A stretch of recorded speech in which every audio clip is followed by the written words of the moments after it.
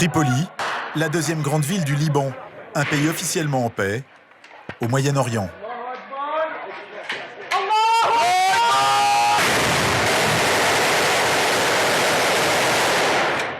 Depuis quelques mois pourtant, on s'y affronte sans merci, en pleine ville, d'un pâté de maison à l'autre.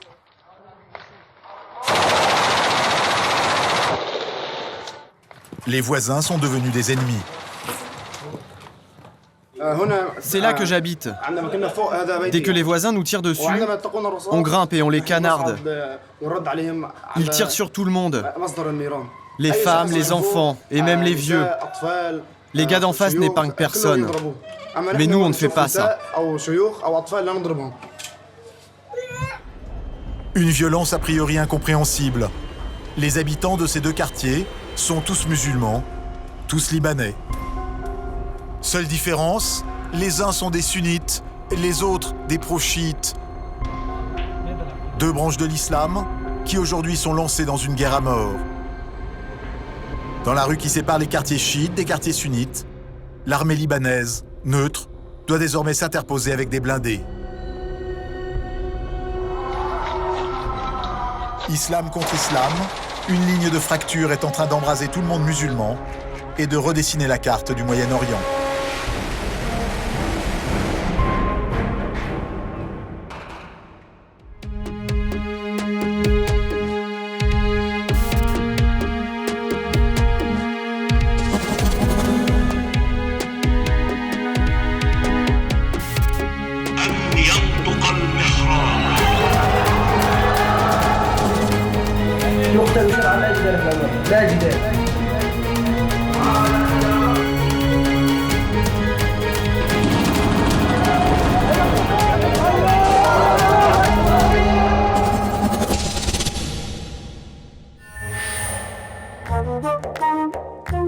L'islam compte plus d'1 milliard de fidèles, vivant dans ces pays représentés en vert. Leur prophète Mahomet a vécu au 7e siècle. À sa mort, ses héritiers se déchirent. D'un côté, ses compagnons, il crée le courant sunnite. De l'autre, le cousin du prophète, Ali, il inspire le courant chiite. Pendant 1400 ans, ces deux courants coexistent, mais tout va basculer en 1979. Cette année-là, en Iran, l'ayatollah Khomeini rentre d'exil et prend le pouvoir. Il installe un État islamique chiite. L'Iran bascule. Cette première, dans l'histoire de l'islam, va entraîner une réaction en chaîne. L'Irak voisin est alors dirigé par Saddam Hussein. Le dictateur est sunnite et il réprime dans le sang sa population chiite. Il est suspecté d'avoir fait assassiner en 1999 le chef religieux et politique le plus respecté des chiites d'Irak, l'imam Mohamed al-Sadr. Mais en 2003, les Américains renversent Saddam Hussein et les chiites, majoritaires dans la population, prennent le pouvoir. Quand ils mettent la main sur Saddam Hussein, le sunnite, ils le condamnent à mort. الحكم على المدان صدام حسين المجيد بالإعدام شنقا حتى الموت لارتكاب قتل عمد كجريمة ضد الإنسانية وفق المادة 12 أولا أليس بدلالة المادة 12 أولا. Lors de sa pendaison, un nom est scandé en signe de vengeance, celui de Moqtada Sadr, le fils de l'imam assassiné en 1999 par Saddam Hussein.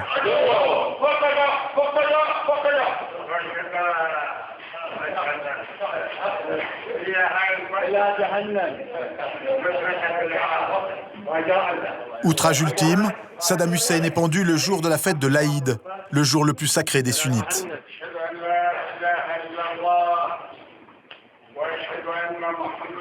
Exit Saddam Hussein le sunnite. Nouri el-Maliki, un chiite, devient Premier ministre en 2006. Les centres de pouvoir, le gouvernement, la présidence et le Parlement sont tous contrôlés par les chiites.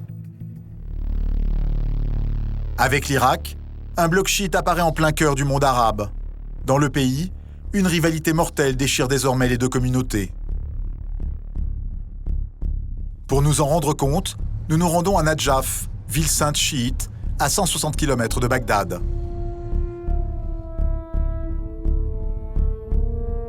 Depuis la mort de Saddam Hussein, la ville vit sous la protection permanente de l'armée irakienne.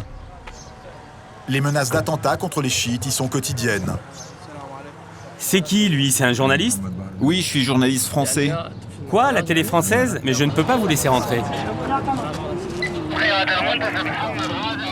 Après une longue discussion, nous entrons dans Nadjaf.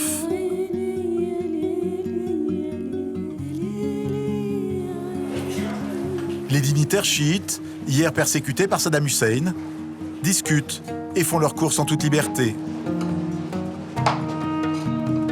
Tout le monde est chiite, et tout dans ce souk porte la marque de leur culte.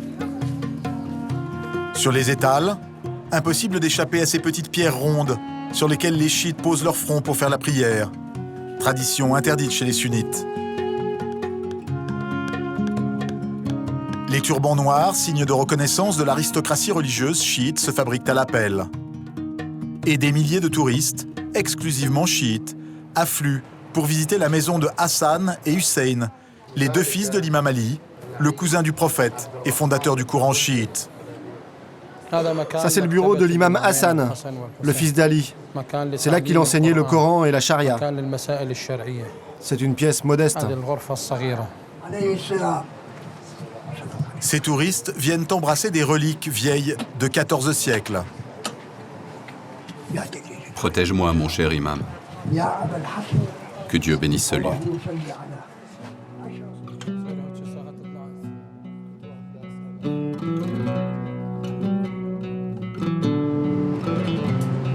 À quelques centaines de mètres, le cœur de la ville. Ce mausolée, recouvert de feuilles d'or, accueille le tombeau d'Ali. C'est tout près d'ici, à Koufa, qu'il a été assassiné au 7e siècle. Pour les pèlerins, ce tombeau, c'est le Saint des Saints. Ils viennent du monde entier pour y pleurer leur martyr. Laissez-moi vous raconter l'histoire de la mort de l'imam Ali. C'est une histoire dramatique. Pour les chiites, la ville de Nadjaf est le 3e lieu saint de l'islam, après la Mecque et Médine. Laissé à l'abandon du temps de Saddam Hussein, le mausolée d'Ali a retrouvé de sa splendeur. Il est devenu un immense centre d'études coraniques.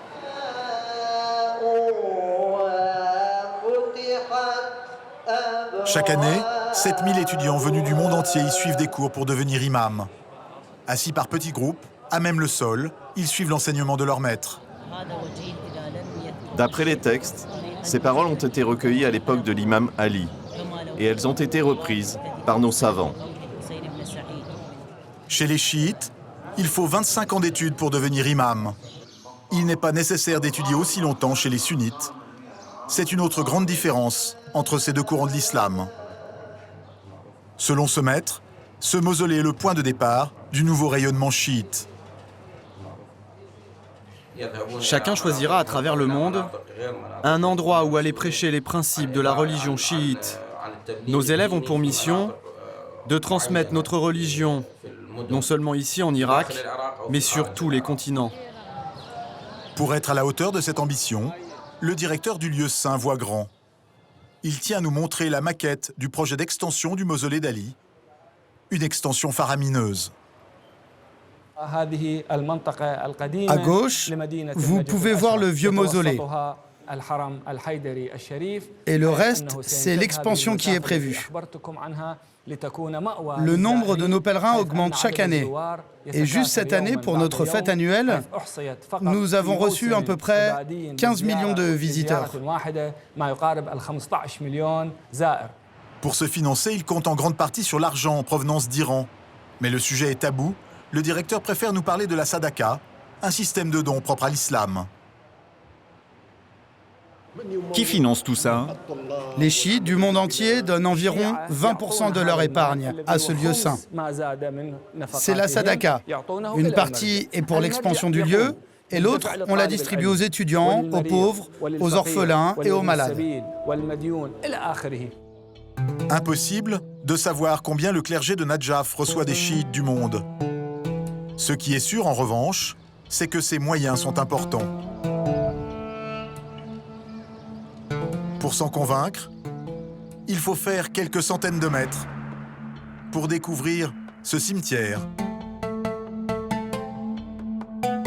Lui aussi était à l'abandon sous Saddam Hussein. Aujourd'hui, il est parfaitement entretenu. Sur 3 km de long et 2 de large, 5 millions de tombes.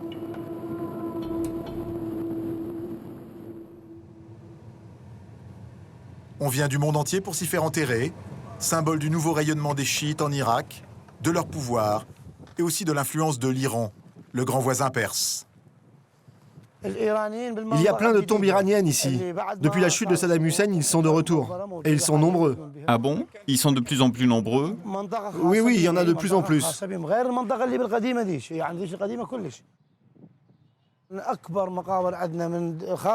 Regardez, il n'y a que des tombes iraniennes.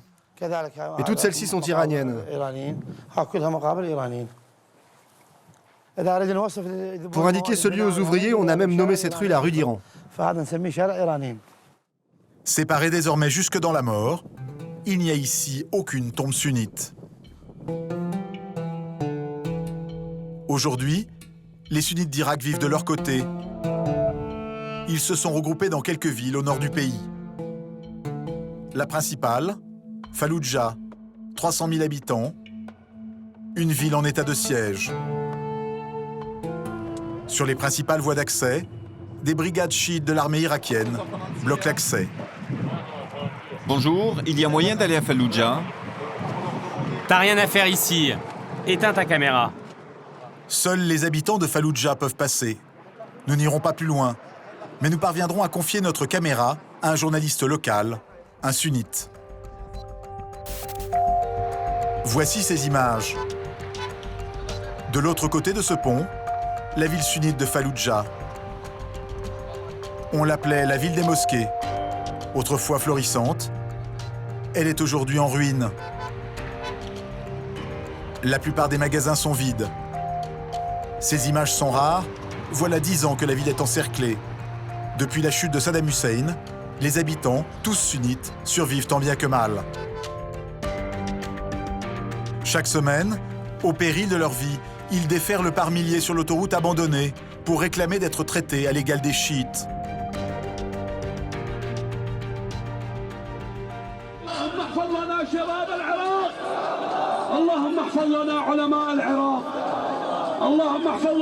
Ils le font à la barbe des militaires chiites qui les encerclent et parfois ouvrent le feu, comme sur ces images tournées par un habitant l'été dernier.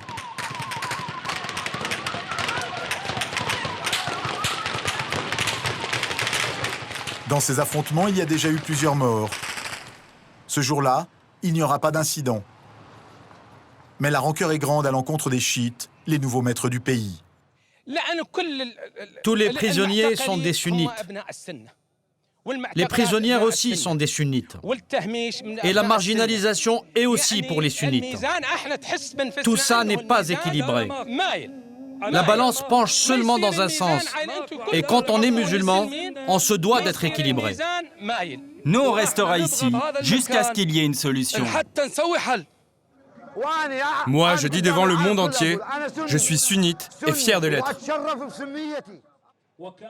À la tribune, des dignitaires sunnites se succèdent. Ils fustigent le gouvernement et son président chiite, Al-Maliki. Écoute-moi bien, Monsieur le Président, et que le monde entier m'écoute aussi. Même après ta mort, le peuple se souviendra de tes méfaits. Pense à ceux qui sont morts ici, sur la place de la vérité et de la dignité.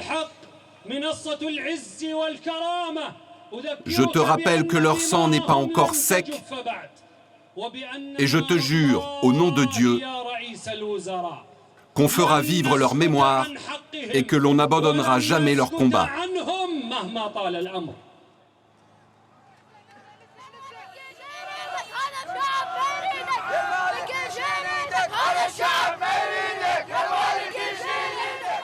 Pour les habitants sunnites de Falloujah, les chiites irakiens sont à la solde de l'Iran. À chaque manifestation, un drapeau iranien est réduit en cendres.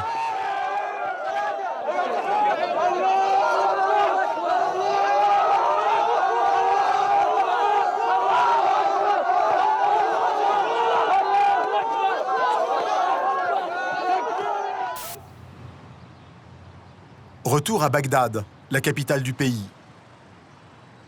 Depuis 2003, des attentats qui impliquent les deux communautés ensanglantent quotidiennement la ville.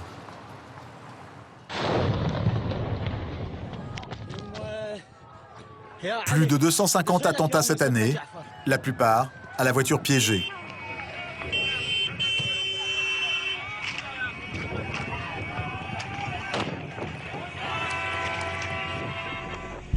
Conséquence, depuis 2003, comme on le voit sur ce plan de Bagdad, les quartiers mixtes ont quasiment disparu.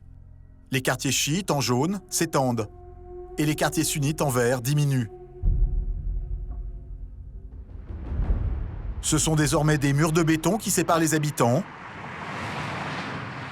D'un côté de cette avenue, par exemple, les chiites. De l'autre, les sunnites. En 10 ans, l'affrontement entre chiites et sunnites en Irak a déjà fait 126 000 morts, et ceux qui osent parler de ce conflit sont aujourd'hui menacés. Nous sommes devant les bureaux d'Al-Barlaman, un quotidien national indépendant. Pour avoir critiqué un haut dignitaire chiite, ces bureaux ont été vandalisés par une milice chiite. Depuis, sur leur lieu de travail, employés et patrons vivent désormais sous protection militaire. Regardez ici, c'est là que l'attaque a commencé. C'est la porte principale du journal. La porte a été détruite. Ils sont rentrés. Ils ont détruit le matériel de cette pièce. Les journalistes qui étaient ici ont été agressés. On a essayé de sortir les salariés par cette porte arrière et de les faire sortir par les terrasses des voisins, mais on n'a pas réussi. Ils se sont retrouvés sur cette terrasse, ils ont été frappés avec des barres de fer et un journaliste a été balancé de là-haut. Je leur ai dit que ce ne sont que mes salariés. Je suis en face de vous. Frappez-moi, tuez-moi et laissez-les partir. Ils n'y sont pour rien. Je suis le patron. Je suis le responsable des écrits du journal. À ce jour, aucun des agresseurs du journal n'a été arrêté. Entre chiites et sunnites en Irak, la rupture est complète, et rares sont ceux qui osent la défier.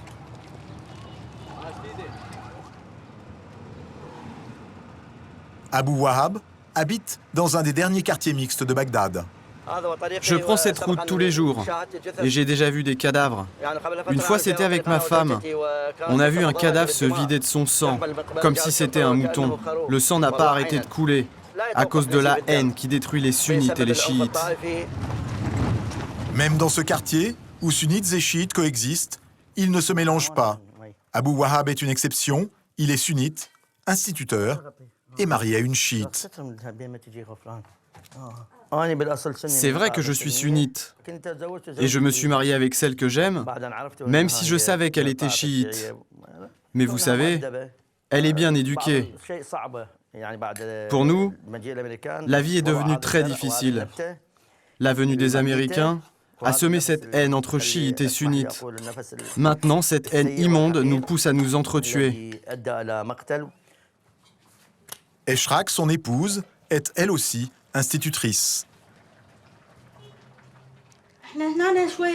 Pour moi, dans notre quartier mixte, cela va encore. Il y a à la fois des chiites et des sunnites. Je peux vivre presque normalement. Mais ma sœur chiite vit dans un quartier sunnite. Elle a des enfants qui sont donc chiites, puisque c'est la religion de la mère qui prime. Aujourd'hui, ils sont obligés de cacher leur appartenance. Ils sont obligés de dire qu'ils sont sunnites, sinon ils risquent la mort. C'est difficile d'expliquer ça à des enfants, de leur dire qu'ils ne sont plus chiites, mais plutôt sunnites. C'est dur. Comme ma femme enseigne dans un quartier sunnite, elle doit elle aussi cacher son identité. C'est vrai, mes élèves ne le savent pas. Et pourquoi? J'ai peur qu'ils me détestent.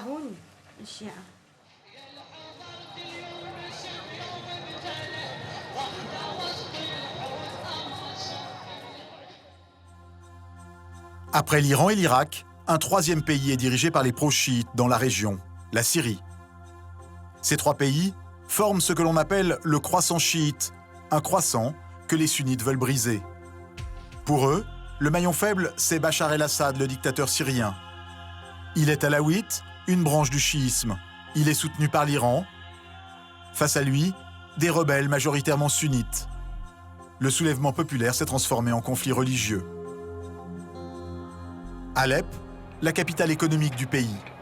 Cette nuit, un missile expédié par l'armée de Bachar el-Assad vient de s'écraser sur un quartier rebelle. Regardez par là. Ce sont que les bombes de Bachar qui ont fait ça. Elles sont de fabrication iranienne. La Russie et l'Iran nous envoient ça sous prétexte que nous sommes des terroristes. Et les enfants, ce sont des terroristes ?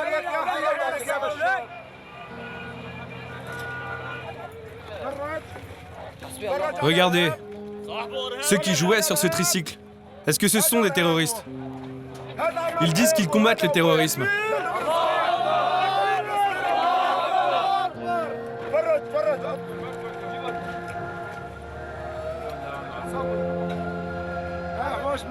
Il n'y a que des habitations de civils ici.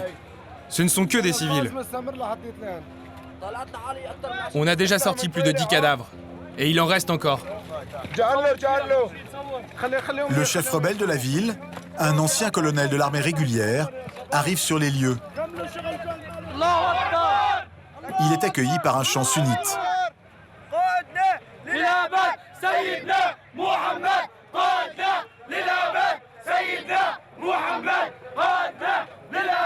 Ici, tout le monde en est convaincu. Derrière Bachar el-Assad, c'est son allié iranien qui est à la manœuvre.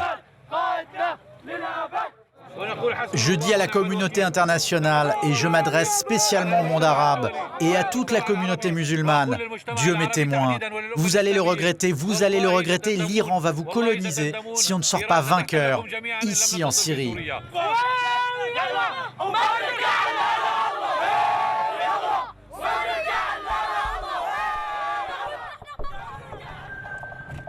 Le lendemain matin...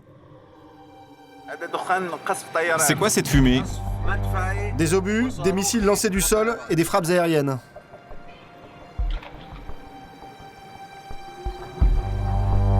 Toute la ville d'Alep est aujourd'hui dévastée par les bombardements. Nous arrivons dans le quartier de Salaheddin, un des bastions de la résistance sunnite aux troupes de Bachar el-Assad. Nous sommes sur la ligne de front. Ici ne vivent plus que des combattants. Abu Hamza, un ancien professeur d'histoire, devenu responsable rebelle, nous emmène dans un dédale d'immeubles éventrés. C'est dangereux par là? Bien sûr, c'est dangereux par là. Mais si tu suis nos consignes, ça va aller.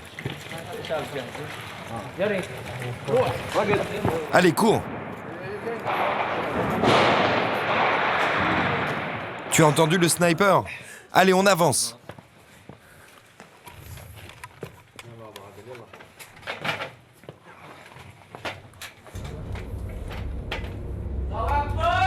Malgré les risques, Abu Hamza veut nous conduire sur la ligne d'affrontement. Il veut nous montrer que ses ennemis, les chiites, ne respectent rien, même pas les morts. Éteins ta lumière.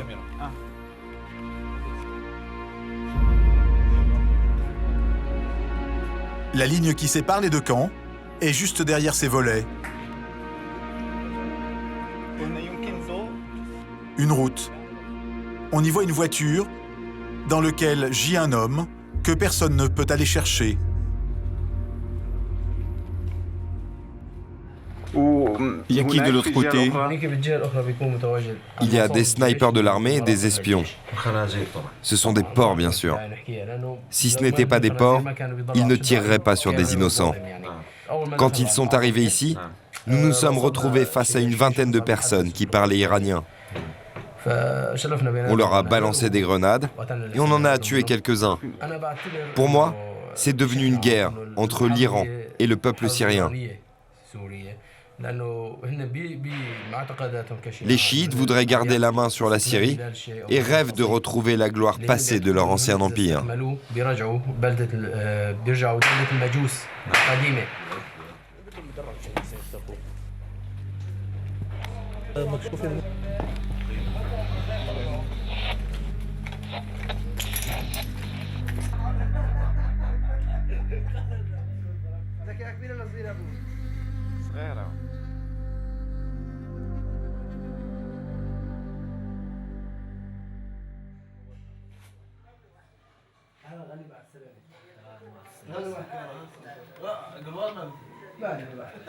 Un peu plus loin, à l'heure du thé, un autre groupe de combattants se repose.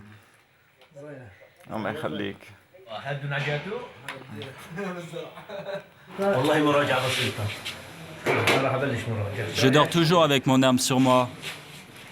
Arrête, tu vas me faire gerber. Oh merde, elle était chargée. Attends, je vais vérifier la mienne.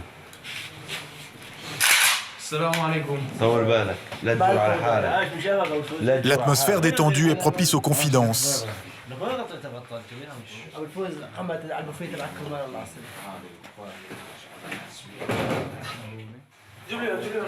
Abou Kosai est sunnite.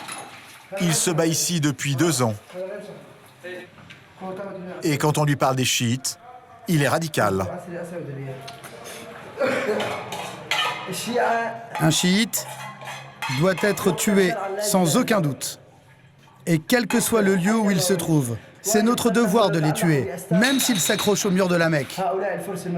Ce sont des Perses, et ce sont les ennemis de Dieu et de son prophète. Ils se disent descendants du prophète. Les musulmans n'ont rien à voir avec ces gens-là. Il faut les tuer, que Dieu les maudisse. C'est un devoir et pas de pitié. En résumé, tue-les et prie.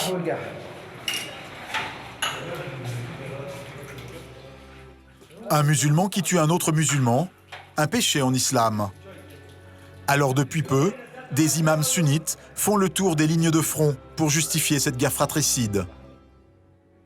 L'imam Koundou est l'un des prêcheurs sunnites les plus connus de Syrie.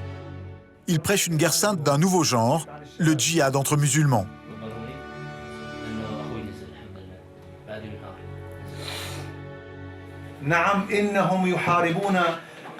Je vous le confirme, les chiites combattent le peuple syrien parce qu'il est sunnite.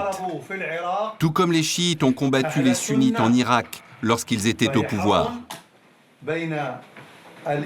C'est une guerre entre les croyants et les mécréants, entre la vérité et le mensonge. C'est une guerre des sunnites contre les chiites et tous ceux qui les soutiennent. Ne vous y trompez pas. Le pouvoir de Bachar se mêle de tout, même de religion. Il fait tuer les soldats sunnites quand ils refusent de tirer sur les frères. Je vous le dis, le père de Bachar est en enfer et son fils ne tardera pas à le rejoindre. C'est le sort de tous les mécréants.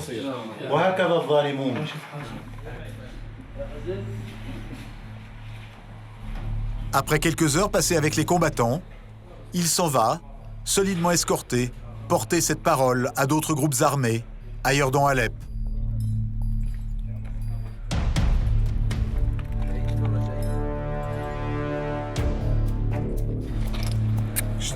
Bonjour, soyez les bienvenus.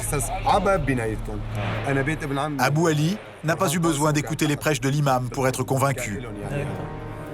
Cet ancien topographe s'est rallié à la résistance sunnite en Syrie. En 2 ans de guerre, il est devenu un spécialiste des explosifs. Vous êtes dans un laboratoire de fabrication d'armes.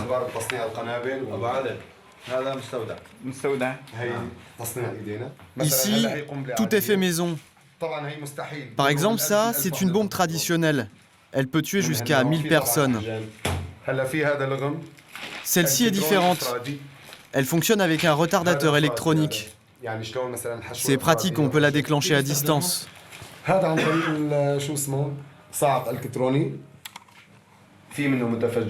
Regardez ça. Ce sont des obus de char. Ils n'avaient pas explosé, alors on les a récupérés et on a réussi à bricoler des détonateurs dessus. On a 2 sortes de détonateurs, l'électrique et le manuel. Là, vous avez tous nos cocktails Molotov.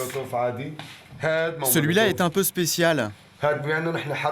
Comme on mène une guerre urbaine, on est obligé de s'adapter. Cette bouteille contient de l'ammoniac et un autre produit.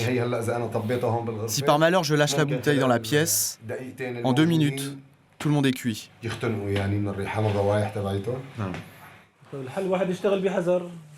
Dans le secret de son appartement, Abou Ali le topographe rêve de fabriquer des armes qui permettront aux sunnites de prendre le pouvoir dans son pays.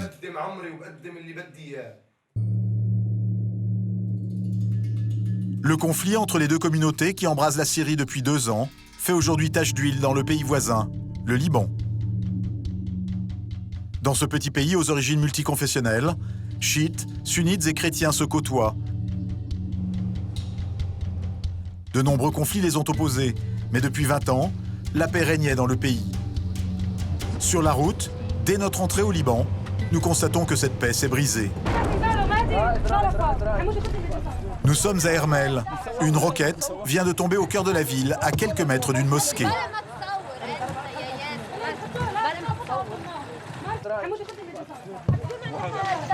C'est par là, allez filmer. Regardez, c'est là-bas. C'est là que l'obus est tombé. Un habitant nous montre une pièce de la roquette. Le tir provient de l'autre côté de la frontière. Il a été tiré par des rebelles sunnites en guerre contre Bachar el-Assad. Pour ces tireurs, les chiites du Hermel sont tous des partisans du régime syrien. Le but de ces frappes est de viser la mosquée. C'est la mosquée chiite de l'imam Ali. Les terroristes ont choisi ce moment pour cibler les gens qui se préparent à prier. Ils savent que ce quartier est très fréquenté et ils pensaient faire un maximum de victimes.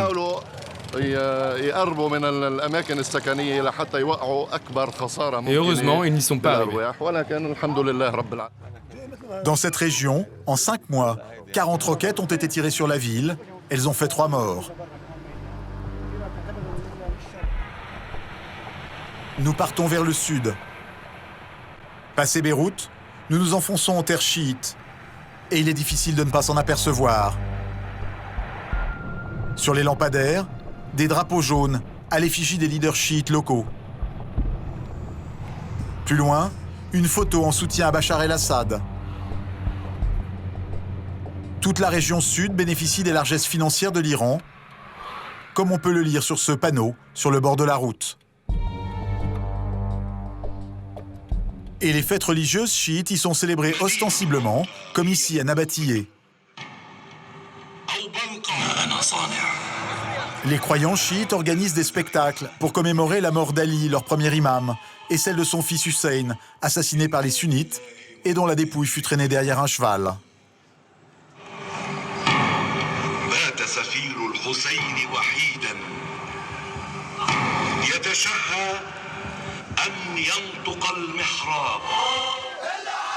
En souvenir, les croyants se mutilent pour se faire saigner. On appelle cela la choura.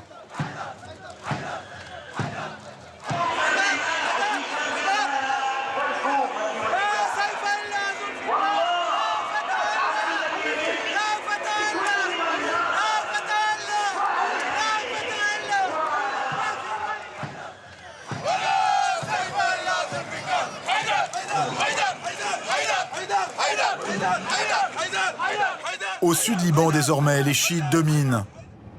Dans la région, le principal parti est un parti chiite, le Hezbollah, soutenu et financé par l'Iran. Son leader, Hassan Nasrallah, a été formé au mausolée d'Ali à Nadjaf, en Irak. Aujourd'hui, c'est un des hommes les plus puissants du Liban. Son aura, Hassan Nasrallah l'a gagné en 1986, en tenant tête à Israël.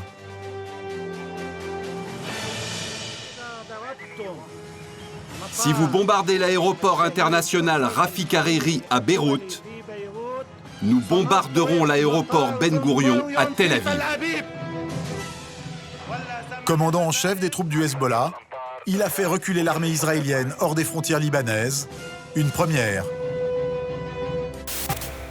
Pour son prestige, le Hezbollah a bâti un musée où sont exposés chars israéliens et pièces d'artillerie prises à l'ennemi.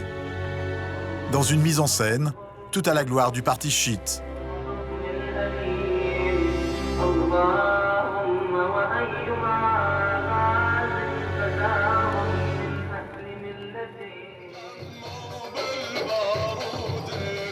Chaque année, le Hezbollah organise un immense rassemblement pour commémorer sa victoire sur l'État hébreu. La couleur jaune du parti Hezbollah est de rigueur. Hassan Nasrallah, le chef, n'est pas là. Son parti a été classé par les Américains parmi les organisations terroristes. Alors pour des raisons de sécurité, il vit caché et n'intervient dans les meetings que par liaison vidéo.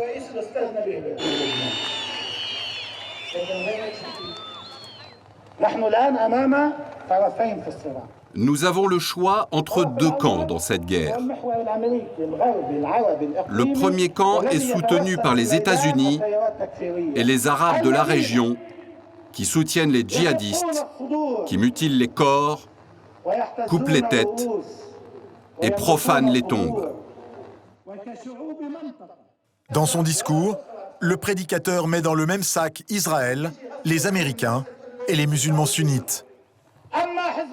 Nous, le Hezbollah, il nous est impossible d'être dans un camp où il y a les Américains, Israël et des Arabes profanateurs de tombes, des éventreurs et des coupeurs de têtes.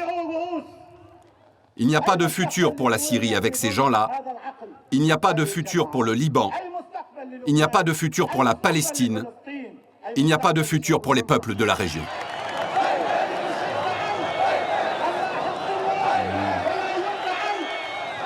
Au milieu de la foule, tout le monde se presse pour embrasser un homme, l'ambassadeur d'Iran au Liban. Une présence pour réaffirmer que l'Iran reste le principal soutien du Hezbollah et le grand leader de tout le monde chiite.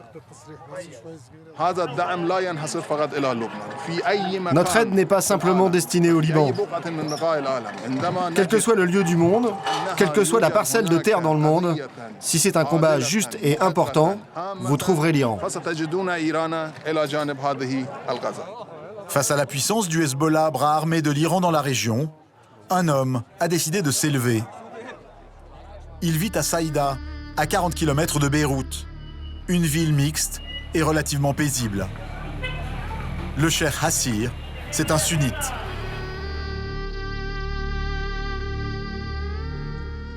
Ce prédicateur influent aurait bénéficié récemment du soutien financier du principal leader du monde sunnite, l'Arabie saoudite. Sa mission ? Contrer l'influence chiite dans la région. Je le dis devant Dieu.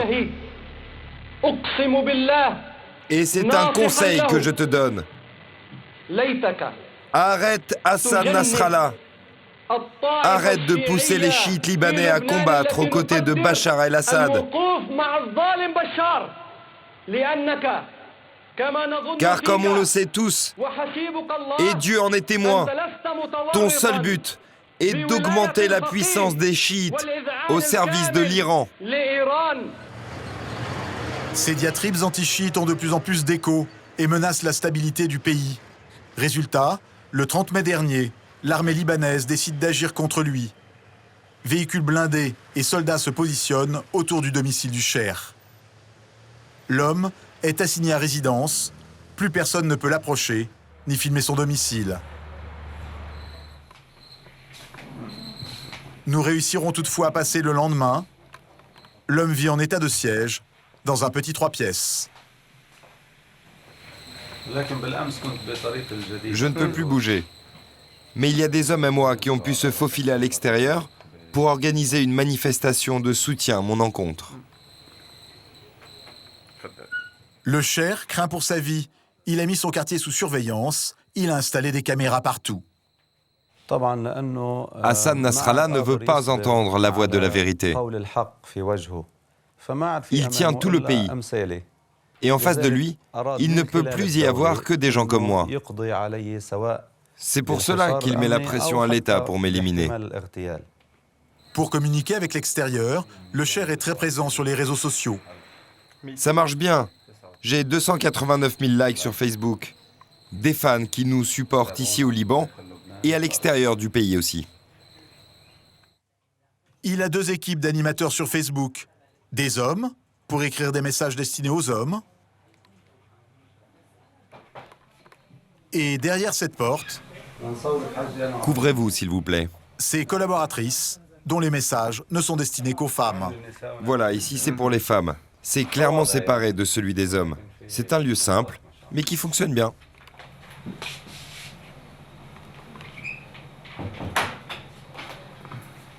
Et il filme depuis son bureau des discours enflammés qu'il diffuse sur des écrans installés devant sa mosquée.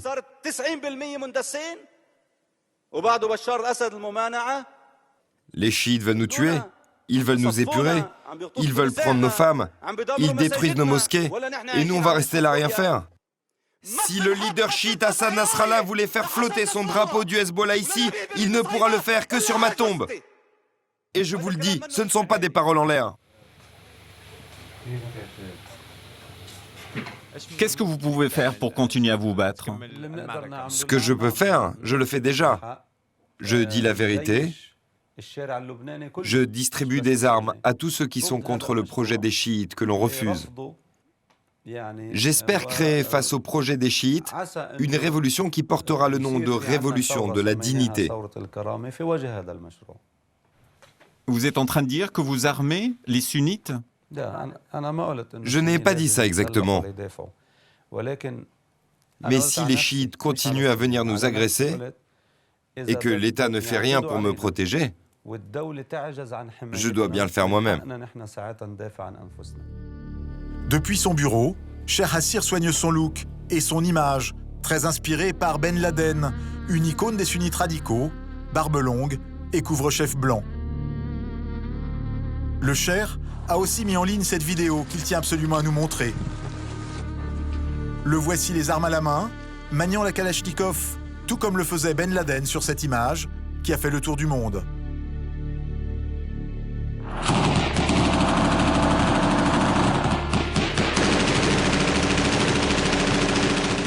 Mais la révolution de Cheikh Hassir devra attendre. Son bureau, son immeuble et sa mosquée ont été bombardés par l'armée libanaise, un mois après notre tournage. L'homme est en fuite à l'étranger. Il reste pour l'instant introuvable. Derrière l'affrontement religieux, la guerre entre sunnites et chiites est une lutte d'influence politique. Et pour remporter la partie, il faut aussi gagner ce lieu symbolique. Gaza. Une petite bande de terre, collée entre Israël et la mer. Une partie de la Palestine, dirigée par Ismaël Haniyeh, un sunnite. À Gaza, cette bataille se gagne à coups de billets de banque. Les Iraniens ont tiré les premiers. Dès 2007, ils déversent 250 millions de dollars sur la ville. Mahmoud Ahmadinejad, le président iranien de l'époque, s'affiche victorieux aux côtés d'Ismaël Haniyeh. Les chiites prennent l'avantage. Mais les sunnites contre-attaquent. Renversement d'alliance le 23 octobre 2012. Le cheikh du Qatar, Ahmad Ben Khalifa Al Thani, débarque en grande pompe à Gaza. Dans ses poches, 400 millions de dollars. Ismaël Haniyeh noue alliance avec le plus offrant. L'homme qui descend de voiture représente le Qatar à Gaza. Bonjour, comment allez-vous?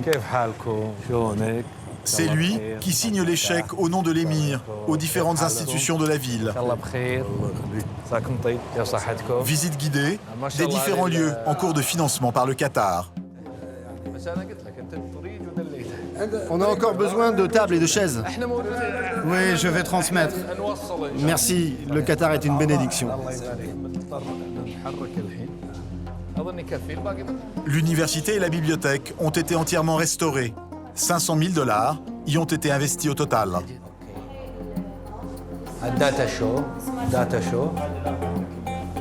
Le Qatar a aussi financé des écoles, des centres de formation professionnelle et l'équipement ultramoderne de l'hôpital de la ville. Regardez. On a financé ces moniteurs pour le service de pédiatrie.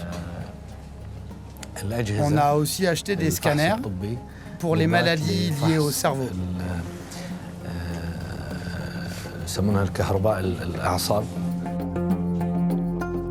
Pour asseoir son influence, le Qatar ne donne pas que de l'argent.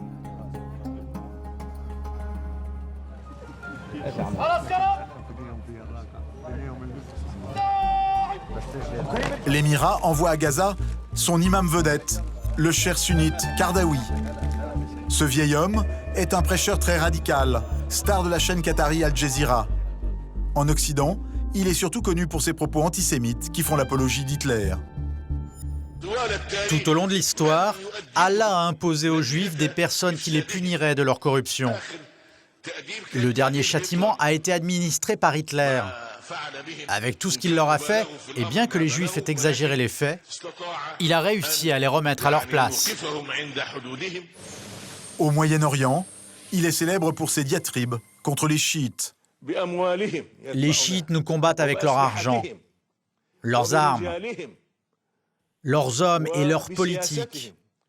Et d'ailleurs, ceux qui combattent le peuple syrien ont pour nom le Hezbollah, le parti de Dieu, mais c'est plutôt le parti de Satan. Le Cheikh Kardawi s'affiche bras dessous avec le chef du gouvernement Ismaël Haniyeh. Ce dernier répugne à s'exprimer devant les caméras d'ordinaire. Ce jour-là, il parade.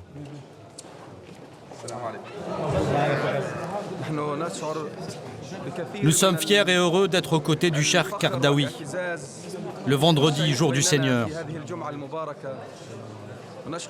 Cette visite marquera l'histoire de notre territoire, la Palestine, et l'histoire de notre peuple.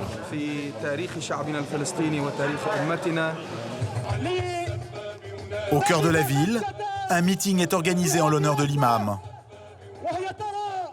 Dans la foule, seule la couleur verte que s'arrogent les sunnites est présente.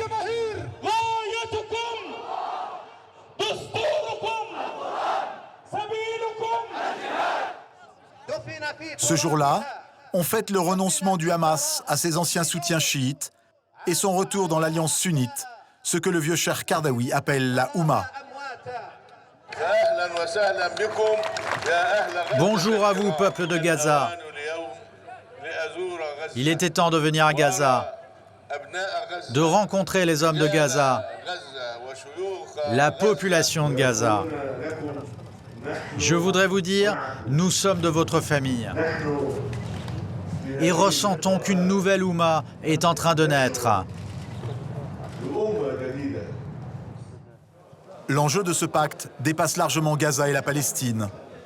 L'imam Kardawi est venu accompagné de 70 imams sunnites représentant tous les pays musulmans, tous très remontés et très politisés.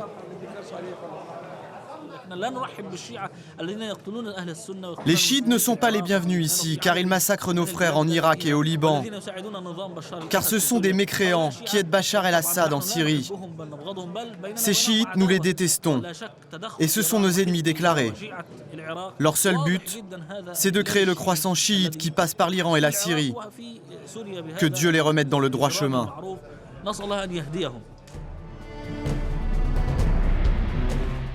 Pour faire face à ce croissant chiite, les sunnites soutenus par le Qatar et l'Arabie saoudite ont bel et bien sorti leurs armes. Au Moyen-Orient et au sein de l'islam, la guerre entre sunnites et chiites n'en est qu'à ses premiers pas.